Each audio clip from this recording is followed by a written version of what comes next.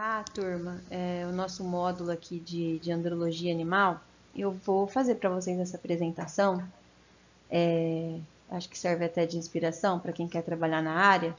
No meu estágio final, né, o meu estágio supervisionado, que é obrigatório, né, de 6 meses, parte dele eu realizei lá na Embrapa de Brasília, no Recursos Genéticos e Biotecnologia na época. Eu queria muito fazer estágio lá e eu resolvi isso no meu penúltimo ano, né? Porque no último ano já não dá tempo, dependendo do lugar que a gente quer fazer. E também é bom deixar essa mensagem para vocês, porque vocês estão se aproximando desse momento. E eu, na verdade, não tinha nenhum contato lá. O meu orientador também não conhecia pessoalmente nenhum dos pesquisadores que trabalhavam lá. Então, as chances de eu conseguir um estágio naquela ocasião lá eram bem remotas, né? O meu orientador, que era meu professor de reprodução, né? E na época eu era monitora dele, né? Eu estava no penúltimo ano. E ele tinha me falado que durante a graduação dele, né, quando ele fez faculdade, ele tentou fazer estágio lá por algum tempo, mas a lista de espera era gigante, e eles davam preferência para justamente estágio final, né, do último ano, e ele nunca conseguiu. Que normalmente a gente tinha que mandar com bastante antecedência, mas que o ideal mesmo era a gente ter alguém que conhecesse alguém de lá, né, para poder indicar, enfim, isso facilitaria o processo. Aí na época eu pensei, não conheço ninguém, mas posso conhecer, né? E a gente tinha um grupinho de estudos sobre produção animal aqui na nossa faculdade hoje, né? Na Universidade do Brasil. A gente tem o GEPA, né? Que é o Grupo de Estudos em Pequenos Animais. Lá a gente tinha o GEPA, mas era em produção animal, né? Então, nesse grupo a gente fazia visitas a pequenas propriedades, enfim. E eventualmente a gente trazia alguns palestrantes, né, técnicos de empresas locais, para falar sobre alguns temas específicos que a gente gostava. Mais ou menos o que a gente está fazendo com vocês na disciplina, né, trazendo esses profissionais de fora, né, para falar de alguns assuntos bem específicos. Então a gente tinha isso como um grupo de extensão na época, na minha faculdade. E aí esse grupo de extensão tinha a ideia, né, de organizar também, né, na verdade a gente já tinha feito isso uma vez em um ano, né, quando eu era mais nova, né, da parte da organização, e a gente tinha feito um evento que a gente chamava de Repronutri, né, e a gente organizou esse evento e aí naquela ocasião, né, eu já estava no penúltimo ano, era eu uma das mais velhas do grupo, né, que ia organizar esse simpósio. Então eu sugeri para o meu orientador, né, procurei lá quem eram os pesquisadores do Senargem na época e fui lá e estou contando toda essa história para vocês porque faz parte, tá? Eu acho que é importante vocês saberem também para a gente criar as nossas histórias. E aí eu vi qual que era o pesquisador que tinha uma linha, né, muito de trabalho parecido com aquilo que eu queria fazer, com aquilo que eu queria treinar, né, para aprender a fazer. E aí sugeri para o meu orientador da gente convidá-lo, né, para vir no nosso evento, né, para dar uma palestra. Aí meu orientador na época falou, não, vamos tentar, com certeza, né. Falou, olha, eu conheço uma pessoa de lá, né, que começou lá agora, tem pouco tempo, né, e que já trabalhou com ele, né, tem alguns trabalhos junto com ele e tal. E ele falou, vamos chamar os dois, porque daí eu acho que a chance é maior da gente conseguir. E assim a gente fez, eu escrevi um e-mail contando que a gente teria um evento, assim, assim, assim, que eu gostaria de convidá-los, né? Tanto o Dr. Alexandre na época quanto o Dr. Roberto, para dar uma palestra pra gente, né, cada um uma palestra nesse evento, né? Com o tema, a escolha deles. E deu certo. E aí eles vieram, os dois vieram e eu pude conhecê-los. E aí naquela ocasião, né, eu reforcei que eu queria fazer estágio lá na Embrapa. E eles me aceitaram. Tá? Ele me falou que era só mandar um e-mail e tal, me explicou os passos e eu consegui fazer meu estágio de último ano lá. E aí, pessoal, quando eu cheguei lá, junto comigo chegou o CASA, tá? Que naquela época a gente tinha CASA apenas em duas das centrais do Brasil, não tinha em todas as centrais já. E em termos de universidade, né, que fica um pouco difícil de acessar, né, a gente só tinha ele disponível na Unesp, né? Agora não me lembro se era em Jabuticabal ou Botucatu naquela época, acho que era Botucatu mesmo. E aí, e era um bem antigo, um equipamento bem antigo, um dos primeiros, né, que tinha sido lançado, e a Embrapa havia comprado e chegou junto comigo no dia 6 de janeiro esse equipamento lá. E aí, naquela ocasião, existia um aluno, né, professor Zé, que hoje ele é professor na UFES, né, na Federal do Espírito Santo. A gente pode até convidar ele para falar alguma coisinha com vocês também. E ele fazia os experimentos dele de mestrado e ele precisava avaliar algumas amostras de sêmen pelo caso. Só que assim, tinha acabado de chegar, ninguém sabia usar, nem ele e nem eu, muito menos, né? Eu, malemar, sabia o básico. E aí eu pensei, gente, eu vou aprender a mexer nesse negócio. E aí, todos os dias no final do expediente, depois da gente trabalhar à noitinha, a gente saía de lá umas 7h30, 8 horas, e eu levava comigo o manual do caso, em inglês. E eu sabia, assim, sei lá, 2% do que eu sei hoje. E aí eu levava esse manual e ficava tentando decifrar ele, sem computador, sem muito recurso, né? Na fazenda, que era onde a gente dormia.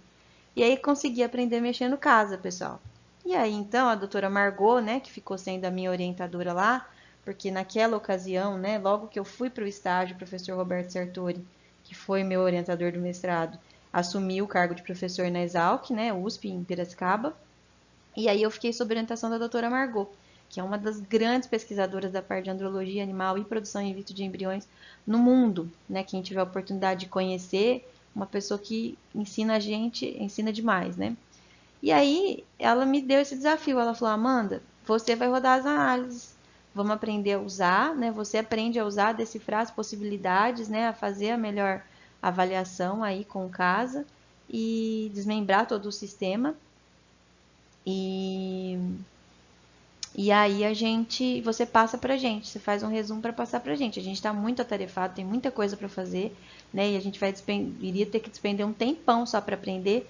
E assim eu fiz, né? Ela me pediu e eu fiquei super feliz, lisonjeada com o pedido dela e fiz. E essa apresentação que eu vou fazer para vocês hoje é a apresentação que eu fiz há uns 12 anos atrás, né? Lá no Senargem, no final do meu estágio, que foi na verdade, a apresentação do programa do Casa, tá? É como a gente usa o software dele e a máquina, né, em si, para fazer as análises que a gente chama de análises computadorizadas, tá? Então, como eu falei para vocês, tudo isso para chegar nesse ponto, né?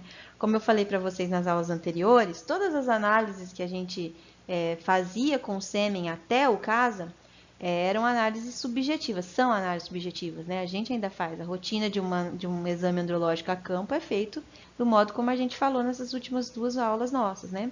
Mas o caso, ele veio como um equipamento aí, né? Que acho que a longo prazo vai estar disponível talvez de uma forma portátil, né? Mais acessível e mais segura de avaliar uma amostra de sêmen. Então, em grandes centrais, eu quero mostrar com segurança as características espermáticas de uma determinada amostra, utiliza-se o caso, né? Para pesquisa também, enfim. E aí, nesse momento, nesse primeiro momento, como ainda era tudo muito novo, muito recente, a gente precisava validar, né, a utilização do caso. Então, a gente precisava fazer com uma mesma amostra de sêmen, tanto avaliações subjetivas e as avaliações, quanto as avaliações com casa, para a gente comparar. Bom, subjetivamente, essa amostra tem 80% de motilidade. E no caso, vamos ver quanto dá? Ah, no caso deu 85, quer dizer, estou sendo muito mais criterioso do que o equipamento, tá? Então, a gente precisava aprender a usar. Então, o que é o CASA, pessoal? Vocês vão ouvir falar disso, né? Quem for trabalhar com reprodução.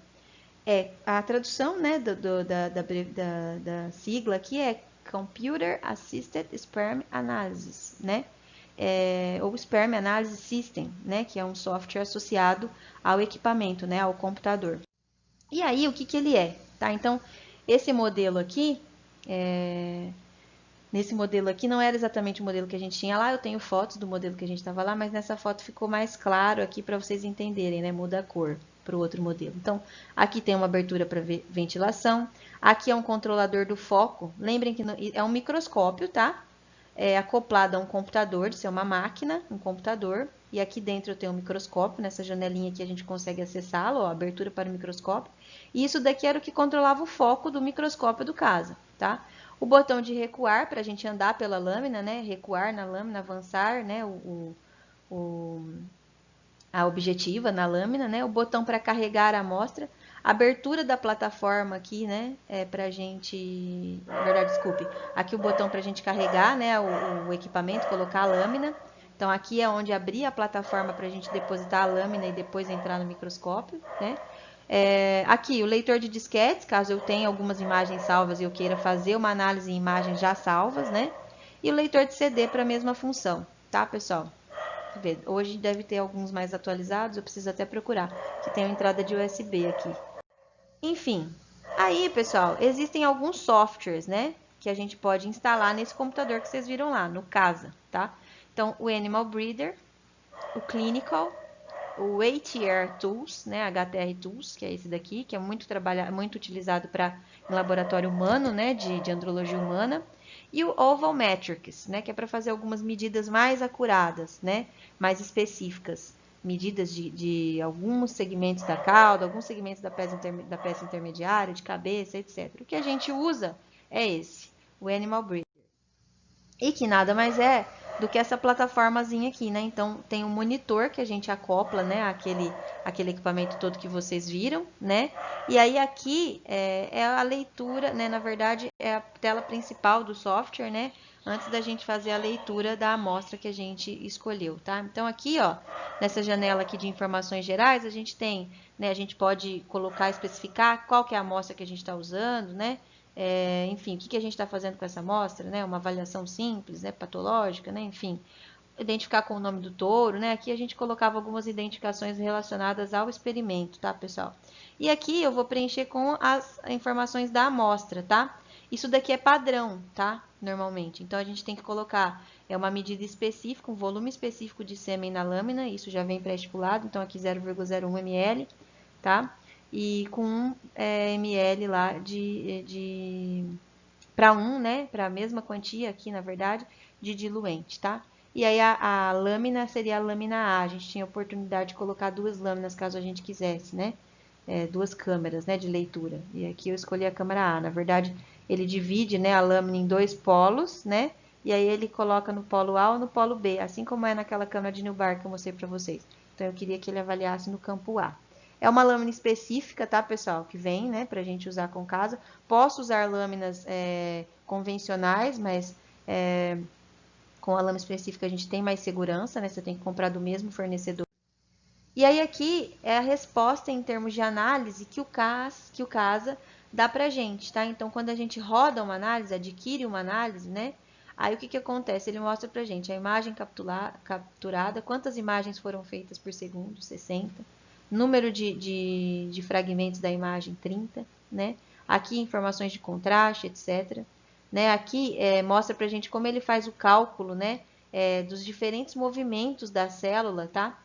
Para mostrar para a gente variáveis mais específicas relacionadas à velocidade, né? Porque a gente avalia a motilidade, só que a gente não consegue avaliar a olho nu se essa motilidade está circular na maioria das células, se ela está retilínea, né? Como que exatamente ela está. Então, os casos nos dá informações muito mais precisas, tá, pessoal? Isso aqui, ó, é o campo de leitura, né? Uma imagem ao vivo aqui de uma lâmina vazia, tá?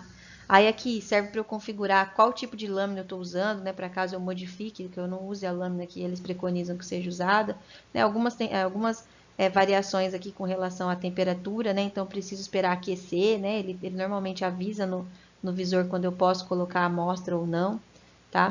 Aqui, né, são basicamente os nossos resultados, pessoal. Então, ali, ó, ele conta o total de células, né? Fala da motilidade, 92%, e a motilidade progressiva, que é a quantidade de células que de fato estão andando de forma retilínea, né? Ou seja, que tem a habilidade de chegar até o ósseo, porque estão andando em frente, tá? Então, de 92% de motilidade, apenas 38% é de motilidade progressiva. Então, é só para ilustrar mesmo, para vocês entenderem como que são procedidas as análises. E aqui, ó, os parâmetros que eu falei para vocês a respeito da motilidade. Então, a velocidade para atingir um determinado caminho, tá? E o caminho dentro do campo da lâmina que ela atinge, a velocidade progressiva, que é o VSL, né? A velocidade do trajeto, né? A amplitude lateral, né? Quando a cauda bate. Então, assim, características que nos diz muito sobre a funcionalidade da célula, né? Atividade mitocondrial, enfim, o quanto aquela célula é saudável. Tudo isso, pessoal, em conjunto, aqui também, né, algumas avaliações sobre o brilho da célula, linearidade, né, o quanto que está andando em linha. E aqui, ó, o campo de espermatozoides na leitura do CASA, tá? Como vocês estão vendo aqui nesse quadro. Né? Então, aqui as células ficam se movendo bonitinha, e esses traços aqui, cada traço significa uma variável daquelas que ele está encontrando, né? Esses traços azul mais clarinhos são os traços de velocidade progressiva, né? E cada um tem a sua significância aqui dentro da análise. Aí aqui a gente consegue visualizar, né, por esse gráfico aqui de dispersão, quanto das minhas células tem uma motilidade, estão móveis, desculpe, e quantas estão estáticas. Então aqui, ó, a maior parte da minha lâmina está móvel, né?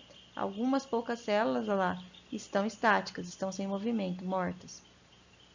E aqui, por exemplo, é muito importante a gente também ressaltar que para essa avaliação pode acontecer dele considerar células que não são espermatozoides como sendo, né? Então a gente pode deletar, né? Tem a opção da gente deletar as células que a gente percebe que são debris, que não são células, né? Quando a gente olha naquela imagem anterior e vê que tem células que ele está contando, né? Tem um pontinho e não são, a gente pode deletar a contagem, tá bom? Aí aqui, né? Quando ele está fazendo a análise, né? Quando ele está começando a análise. E aí, depois da análise, pessoal, a gente tinha aqui a oportunidade, né, de armazenar esse arquivo, né? Então, todo o relatório em forma de gráfico, em forma de texto, né, textual, a gente podia escolher aqui, né, de que forma a gente queria fazer, armazenar, imprimir e armazenar, né? E qual o diretório que a gente queria salvar, né? Qual que a gente desejava salvar o nosso relatório. E ao término desse procedimento, então, pessoal, a gente podia encerrar, né, a análise, tá? Bom, o que eu quis mostrar para vocês aqui foi realmente apenas um apanhado, né, acerca do que o SAS pode fazer, tá? Esse foi o equipamento que eu usei lá, essa foto é pessoal, né, eu que fiz lá. Esse era o equipamento que a gente trabalhava lá em folha, com cheirinho de novo, né? Aqui, eu falei aquela hora da questão do USB e realmente aqui, ó, tá vendo? Ele tinha também a entrada USB disponível, tá? Era um fiozinho que entrava por aqui e aqui eu podia conectar um pendrive. Agora que eu me lembrei que eu até levava para casa essas imagens, copiei por meio do pendrive para trabalhar depois, né, com elas. E aqui, tá vendo? Ó, na abertura daquela portinha lateral, a gente tem o micrópio, que aqui tá melhor nessa figura. Bom, pessoal, com toda essa experiência que eu contei para vocês que eu tive, né, com o SAS, a gente conseguiu desenvolver um projetinho, né, para mim, né, no meu estágio final, que foi, na verdade, a minha primeira iniciação científica, né, na minha faculdade a gente não tinha esse tipo de incentivo, tá, então, embora eu tenha começado vários projetinhos de iniciação científica, nenhum deles findaram, e aí eu fui ter a oportunidade de efetivamente entrar na pesquisa, né, fazer um projetinho de iniciação científica, como muitos de vocês têm aqui, no meu estágio final. E aí a gente avaliou a fluência da coloração com Ident, é um tipo de corante, né, que a gente utiliza para que o SAS consiga fazer a leitura das células, justamente para evitar considerar células que não são, né, o debris, como células espermáticas. Então, o Ident ele tem uma predileção pelo núcleo, tá? Então, ele vai entrar na membrana da célula e vai corar aquela célulazinha. Então, quando a gente usa o Ident, a gente otimiza o trabalho do CASA, tá? A gente faz com que ele conte como células espermáticas apenas as células espermáticas, tá? O corante não cola debris. Então, eu queria avaliar a influência da utilização desse corante no padrão de motilidade das células, tá? Por que isso, pessoal? Porque a gente percebia que nas células que não estavam coradas, a motilidade acabava sendo um pouco maior. E esse corante, né, ele é da mesma família do corante que é utilizado, e a gente vai ver isso nas aulas de biotécnica, durante o processo de citometria de fluxo. O processo de citometria de fluxo é um processo, né, que exige um equipamento específico, o citômetro, e com o citômetro a gente faz a sexagem do sêmen, né? Então a gente separa células X de células Y, vocês já devem ter ouvido falar disso. Por isso a gente consegue vender sêmen sexado, porque a gente tem a citometria de fluxo fazendo esse processo, obviamente com técnicos bem capacitados, né? Fazendo esse processo para a gente. E para que ocorra a sexagem, a gente utiliza um corante que é da mesma família do Ident, tá? Então, a gente sabe que sêmen sexado ele tem padrões de motilidade inferiores a sêmen convencional. E a gente sabe que é em função da utilização desse corante. Esse corante ele faz uma pré-ativação do espermatozoide, né, da célula espermática, e isso faz com que ele reduza a sua capacidade quando na sua posterior utilização. Então, a gente queria saber se esse corante não estaria mascarando, então, aqui, né, durante as análises ao CASA, o padrão de motilidade de determinadas amostras. Então, a gente fez várias comparações, foi o que eu falei para vocês no início dessa apresentação, né, com análise subjetiva do sêmen e análise pelo CASA, para ver se existia diferença estatística entre essas duas análises. E a gente poderia, então, demonstrar, né, com esse trabalho que não é seguro você usar o CASA com corante, já que o corante é a segurança que o CASA tem de garantir para a gente que as células que estão sendo contadas como células lidas e analisadas são de fato espermatozoides, e não hemácias, leucócitos, etc. Ou qualquer debris que pode estar, quaisquer debris, né, que possa estar lá naquele ejaculado, naquela amostra analisada. Então, eu tive a oportunidade de fazer esse trabalho. Esse trabalho, ele gerou um resumo que a gente publicou na SBTE no ano subsequente, né, no ano seguinte.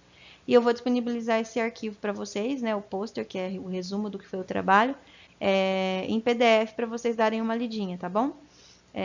Tentarem entender, né? Tá bem didático, foi a primeira vez que eu fiz um trabalho científico, então eu estava como vocês, né, iniciando todo esse processo.